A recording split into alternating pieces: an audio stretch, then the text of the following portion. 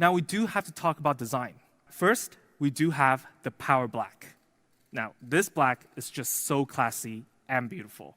And then we have the Cool Blue. Now, we had a huge debate within the team. Is this a blue or is it a mixture of a blue and a bit of a green? Just like the M3, we did the Power Black, the Cool Blue, and lastly, the POCO Yellow. Just look at that. We also have, on the M3 Pro, a 3.5mm headphone jack and an IR blaster. We also have NFC, which is an upgrade from the POCO M3. We do have the camera section. So featuring the POCO M3 Pro, we have a very solid camera system based around the all-purpose 48-megapixel main camera. First, we have the 48-megapixel, and you can just see the immense detail in this photo. We do support night mode, which have captured the lights very nicely here. You have portrait mode, which brings out the detail on you and blurring out the background.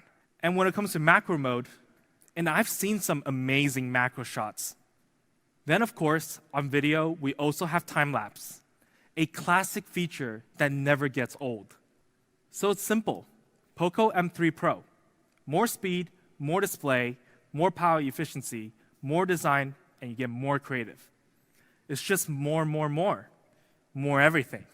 The 4GB plus 64GB variant. For our base variant and our early bird price, it starts at a shocking price of 159 euros. For the 6GB plus 128GB option, an amazing price of 179 euros. Now, the POCO M3 Pro will first be available on these platforms, literally tomorrow. Now, during the date of May 20th and 22nd, we've got a lot more channels coming. Now, thank you all for joining, and of course, until next time.